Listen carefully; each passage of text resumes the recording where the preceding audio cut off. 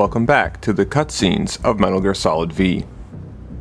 Let's pick back up at the start of Chapter 1, Revenge, as Ocelot and Ahab embark from Cyprus to the Middle East.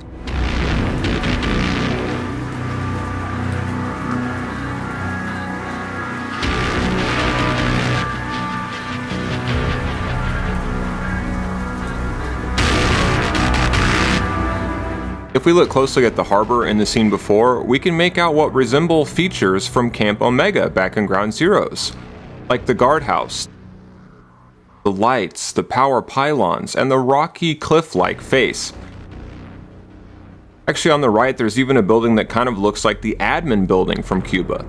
All of this, of course, not only potentially reuses assets, but carries, at least in theory, great significance and symbolism for Snake's attempt to, as Ocelot will soon say, put those 9 years behind us.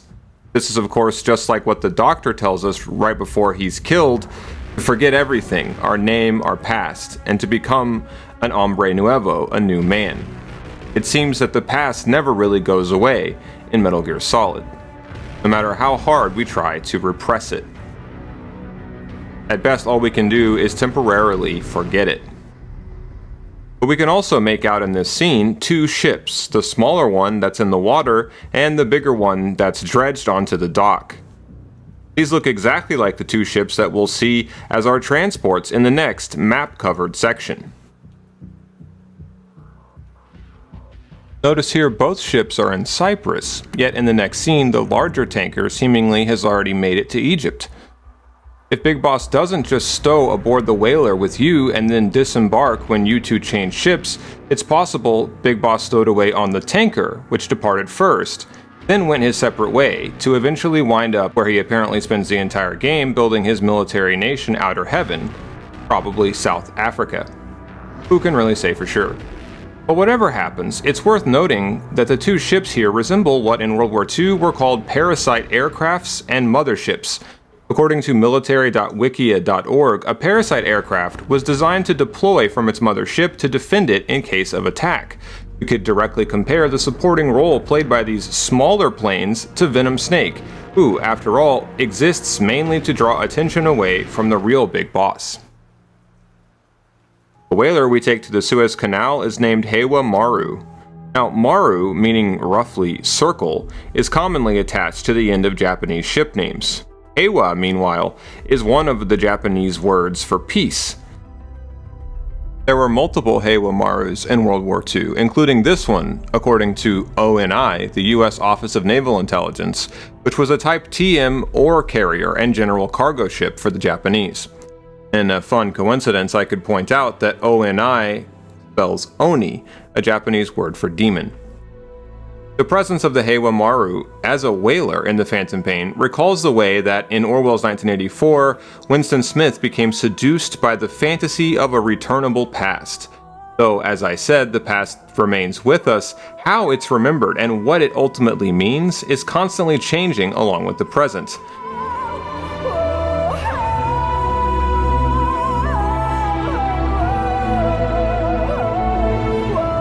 Japan is somewhat notorious, ever since the moratorium on commercial whaling in 1982, for its persistent whaling practices. As to why the Japanese have grown accustomed to whale meat in the first place, I'll let Kaz explain. You ever tried whale snake? Can't say that I have. When I was a kid in Japan, practically everybody ate it. That good, huh? The country was poor in those days, and whale was cheap. International opinions changed since then. Already we're getting some of the themes that the rest of the game will try to address. Themes of cultural identity, and the clash of values. Now, something Ocelot said in the previous scene hints towards his connections with the Patriots. He says he got the whaler for a steal by putting pressure on the previous owner to get rid of it by using the International Whaling Commission. This could be a reference to that 1982 decision, the moratorium, that put commercial whaling on a permanent pause. In a follow-up tape, Miller seems to confirm this as such. It is interesting to note the theme also of the shift in the times that whaling as a practice represents.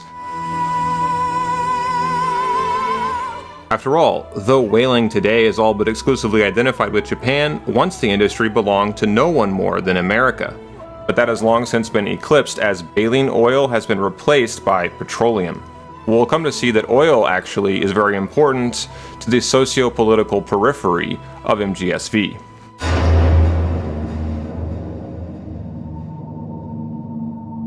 In general, all of this is deeply drenched in the imagery of World War II, perhaps to foreshadow the global significance of the events to come, and the origins of the conflict that will play out between the various branches of Cypher in World War II. The world used to be whole. But with the end of the Second World War, the philosophers began to fight amongst themselves, and the world was torn apart. And though technically the Middle East was hardly a major battlefield in World War II, the war has shaped the history of this region ever since. And there are historians who claim that if things had played out differently in the Middle East, the entire war could have gone very differently. We travel through the entire region, down the Suez Canal and around the Gulf of Aden, passing by many countries. It seems worth noting that several of them have connections to 9/11 and the War on Terror, either as the birthplace for some of the hijackers, or places where related conflicts to the War on Terror are ongoing even to this day. But I can't talk too much about this or this video will be demonetized, so we'll just have to move on. Anyway, at the Suez Canal, we changed ships to what may be an oil tanker, who knows? We're not really told what's on it, it just looks like a giant cargo ship. But whatever it is, right as we embark down the Red Sea, Ocelot in the cutscene seems to inject Snake with something, sticking him right on the dotted map line of the 20-degree north longitude. Of course, the real conceit being alluded to here, with the juxtaposition between Snake's veins and the Suez waterway, is that of the world under Cypher's control as one big organism. This is a conceit that will be expressed in later tapes. One question I've always had is whether the real Big Boss isn't on board too. I know Ocelot and Big Boss, in that post-game scene that we unlock, are pointing in opposite directions, but obviously somehow Big Boss has to get off Cyprus. In Moby Dick, there are several stowaways who don't reveal themselves until basically halfway through the book. Maybe Big Boss is a stowaway on this ship, or maybe it's pointless to speculate. One of the reasons I wonder about Big Boss as a stowaway is there are certain tapes we get early on where Snake and Ocelot's demeanor together sounds a bit more natural, more like the recordings we'll much later unlock of them that were recorded back in Cyprus. Recorded of Ocelot and the real Big Boss. Specifically, all of the appearances of Snake and Ocelot's briefings sound to me like the real deal. But this of course is something that's just impossible for me to prove. But both of the things we see here, from the changing of the ships to Snake getting his new prosthetic arm, are covered more extensively in tapes. And with our arrival over the zero line, the Durand line, that separates Afghanistan from Pakistan, we begin Episode 1, Phantom Limbs, 10 days after the events of the prologue.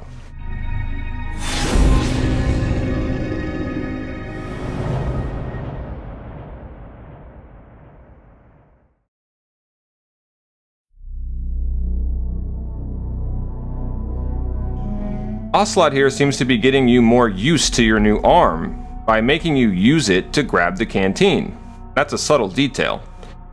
Then he starts to brief you and introduce some of the themes of the game. We learn the local Afghans have had their homes basically colonized by the Soviets as their new occupants, just as we now occupy the hollowed out identity of Big Boss, a corpse we nourish on for our sense of self, though differently perhaps in some metaphorical sense than a parasite. From the dust storm to the horses, Ocelot's attire and drawl, as well as the story of revenge, the Phantom Pain's first real mission depicts Afghanistan as something pulled right out of a Western. We might think here of President Bush's many Wild West invocations after 9/11, declaring the War on Terror would make a return to the good old days of wanted dead or alive. But we're going to smoke them out, and we're adjusting our thinking to the new type of enemy. These are terrorists that have no borders. And by the way, I want justice. And There's an old poster out west, as I recall, that said wanted, dead or alive. The Western vibe certainly won't diminish anytime soon. One subtle detail during this cutscene is Ocelot tapping his forehead at the mention of your radio. This is almost certainly a nod to the opening of MGS1. Even if in the preceding scene we saw Venom's radio is not nanomachine based, but uses some kind of earpiece. Regardless, this is clearly a hint that we are playing a prequel, that the events and world of this game will serve, as we were told in one of its trailers, as the missing link to complete the cycle that is the saga of Metal Gear. It's also this scene where we're reintroduced to Snake's iDroid. Now, what exactly is the iDroid? Well, I have my theories, but now is not yet the time to divulge them. For now, all that matters is how the cutscene shows off something about the iDroid we haven't seen before, back when we first encountered it in Ground Zeroes. The iDroid is clearly a node in a data network linked up with weather satellites of some kind, given how we see it displaying operational data. By freezing the frame, we can see a detailed climate and weather forecast. The iDroid reports it will be cloudy from 4 to 6, that the wind speed is currently 20 meters per second, precipitation chance is 12%, the high is 13 degrees Celsius and the low 1 degree Celsius. Also note Snake's goggles, which he takes off once the storm breaks. These are actually more visible in promo material like this. These goggles resemble the kind that fighter pilots wore during both World Wars, and they are also a reference, I'd say, to a character from Policenauts, Dave, not to mention Eva back in MGS3. One thing to note is that earlier, when Ocelot gave Snake the Walkman, he must have included the collection of tapes that we've unlocked at the start of this mission. That likely includes not only Ocelot's Briefing 1, but the song that started the game, The Man Who Sold the World. First-time players might think nothing of this, but by the end it'll be revealed this song is to our brainwashing what in Ground Zeroes Here's to You was to pauses. Giving it to us to listen to freely is like giving us a Trojan horse. This would-be gift is really a kind of invasion, a mental colonization of words that we'll see burrow and breed within us. But none of this will be clear until the very end, when we'll cycle back around to another interpretation of the beginning. It's subtle, but you can faintly hear Ocelot Fultoning himself away, literally behind you as the cutscene ends. What may be the best thing about scenes like these with Ocelot is how vaguely false they feel. Ocelot, after all, is a master manipulator, an actor really, and he hams it up good in scenes like this. In every other game, we've watched his theatrics from more of a distance, but now we get to experience his crafty manipulations in a new light. Much like Venom Snake, there's just something off about this Ocelot, something unrecognizable. What we won't learn until the very end of the game is that he's put himself under hypnosis to effectively become a different person, one better suited to the role he's meant to play. Ocelot here, for the first time, says out loud what's to become your only reason to live, getting your revenge. And how he says this line makes it sound as though Kaz is already dead. He can't have much left in him. I give him 3 days, tops. If we fail, and he dies, we lose our chance of revenge. You're a legend in the eyes of those who live on the battlefield. That's why you have to handle this mission yourself. Put those 9 years behind you, and return as Big Boss. That's how Kaz would want it. With Kaz's sunglasses, the Phantom Pain introduces what's to become a major motif, symbolic synecdoche, a part that will represent the whole. We'll see this again at various points throughout the game. Kaz isn't really Kaz without his glasses, like the child soldier who, upon receiving Shabani's necklace, can only then know Shabani's really dead. The ultimate example of this is of course the pen that Skullface will use, or more accurately already has used if we're looking at the timeline of events, to poison Zero. But that icon that he uses, unlike the glasses or the necklace, but very much like the icon that we must become, Big Boss, is a fake.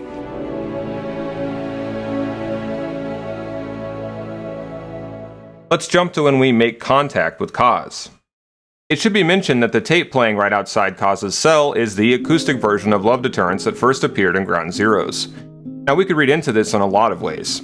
Is it to torture Kaz, or to further the fiction where Big Boss may have nothing to do with the story at all, in fact?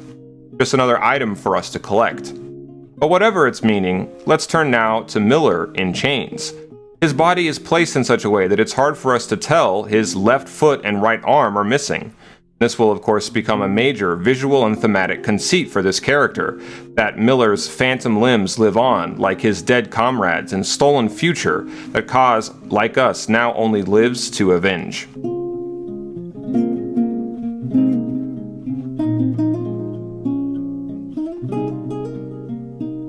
The bag on his head, which recalls the faceless detainees at Camp Omega, is a very important symbol for the main historical and political focus for MGSV as a whole, the post-9/11 global war on terror. I can't go into it too much, like I said, but the black bag became, in the wake of 9/11, a symbol for American torture, for CIA black sites, and the violation of human rights and civil liberties, as suspected terrorists taken from around the world were literally disappeared into the night, and horrific acts were perpetrated in notorious dungeons like the one in Abu Ghraib, Iraq, even against innocent civilians and simple run-of-the-mill prisoners.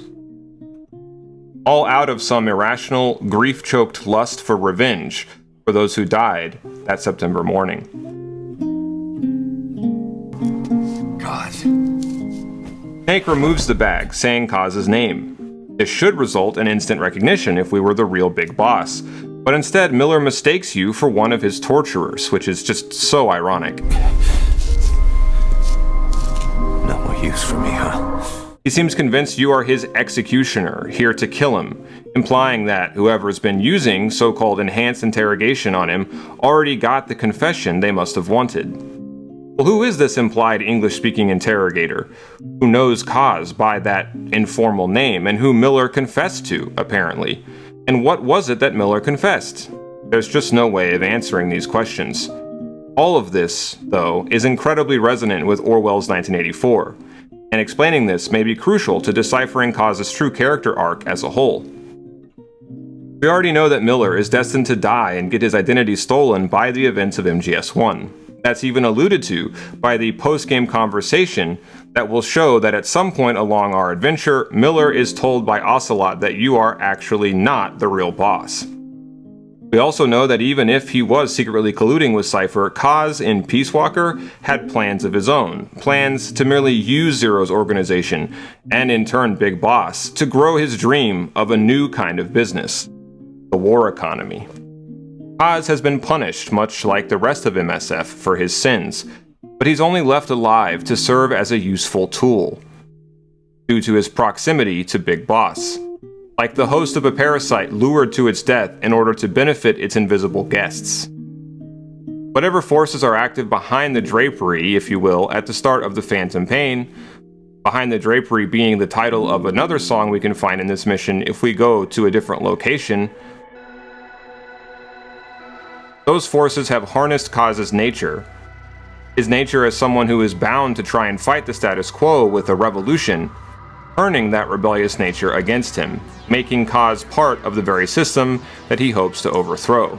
This is exactly how, in Orwell's novel, the party of Ing Soch create the ultimate revolution, a revolution that is counter-revolution proof, that feeds on the thoughts and minds and hearts of both its subjects and its would-be enemies. Let's take a close look at how this scene plays out. Here are great examples of the kind of subtle details that make an analysis series like mine necessary for the Phantom Pain. We can only notice these things upon close and careful examination. As we said, Kaz has already betrayed that really he can't tell your voice apart from one of his interrogators. Whatever the truth of Kaz's interrogation, the main purpose of his opening line to me seems to be foreshadowing his death after outliving his usefulness in MGS1. I give him 3 days, tops. Master Miller's body was just discovered at his home. He's been dead for at least 3 days. This is one of the few times that we can see Kaz's eyes clearly. And you'll notice they've yet to become milky like Code Talker's. they remain a kind of yellow, like they were in Peace Walker. It seems likely, going on the similarities of his eyes later in the game with Code Talker, that Kaz's life will come to be prolonged by parasites, like so many other characters in the Phantom Pain. Though that, of course, is not a fact, but merely my interpretation. Now, as a side note, in a later tape we'll be told that his captors were merely The average rank and file. which would mean he was possibly being interrogated, even likely being interrogated, on the Mujahideen forces he was helping to train in the mountains of Kunar province. It's very important, it seems, to point out here that Ocelot is currently a key member of the Soviet intelligence force, responsible for interrogations. He can't have much left in him. I give him 3 days, tops. If we fail, and he dies, we lose our chance of revenge. Not one of Miller's bodyguards survived. And they were good. All we found on the scene were their corpses and these. He'll be missing them. Given his considerable intel on Miller, the entire opening mission in Afghanistan seems to be something of a ruse that Ocelot concocted, both as a warm-up for Venom Snake and the start of falsifying his legend as the real big boss. After all, when you think about it, how did Ocelot get his hands on Miller's glasses? But by having them taken after Kaz was already in Soviet custody. How did he have such detailed information on Miller's route? Like knowing that Miller would be bound to die within 3 days, something that can actually happen if you take too long to get to him. These are just some of the clues that not all in the Phantom Pain is as it seems. When Ocelot gave us Kaz's glasses, they shone with a beautiful light. Speaking of Kaz's eyes, a very subtle but crucial detail here is his facial expression when, as you say, "Kaz, it's me," he lays his eye on you for the first time. Kaz, it's me. It's unmistakably the look of confusion, of the face and the role it's playing failing to align. The next line seems to convey Snake's own confusion why Kaz doesn't immediately recognize his face. They do something to your eyes? Now notice that first-time players might just think this refers instead to Miller's badly swollen eye, and this is a delicious and signature case of MGSV's ambiguity. Whether the mission is done in day or night, a bright beam of light shines over Miller in the scene, which he'll blame on failing to recognize you on sight.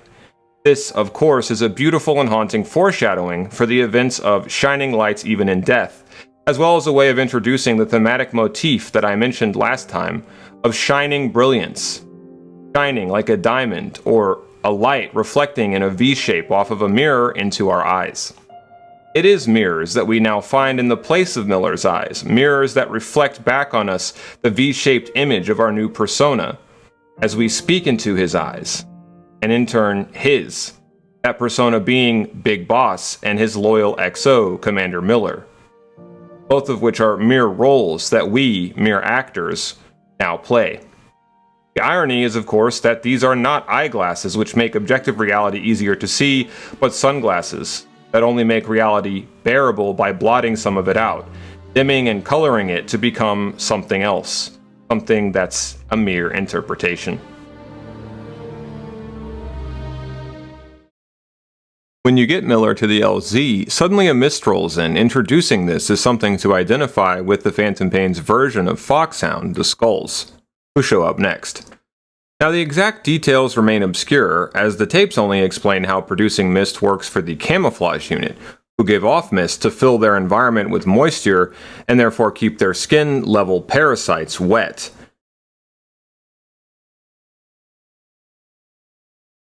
It can be speculated that all three divisions of the Skulls, including the armor unit and this, the mist unit, the first one that we're introduced to in the game, all do the same thing.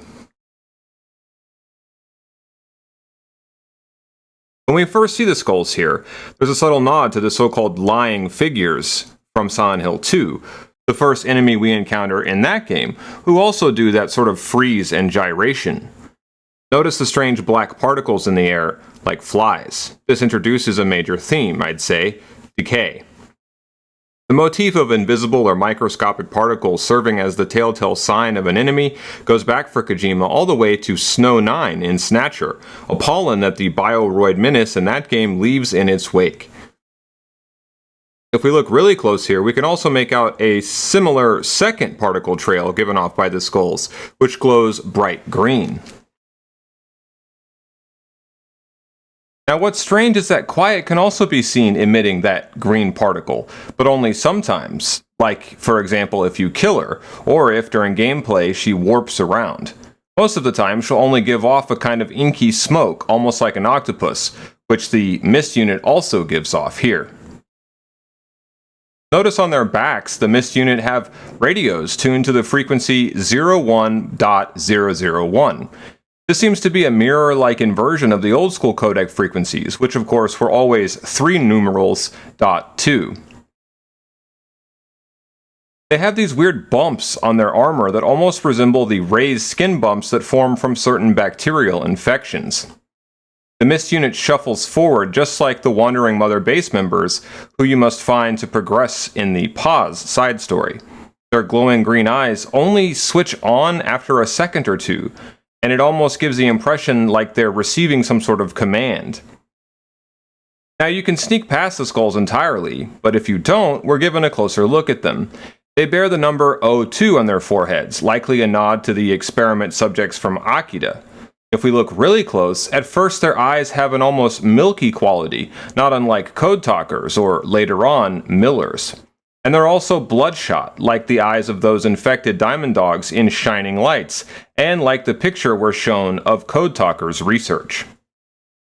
Upon making visual contact with us, the eyes flare neon green, and we can make out strange, almost amoeba-like distortions along the patina of their iris.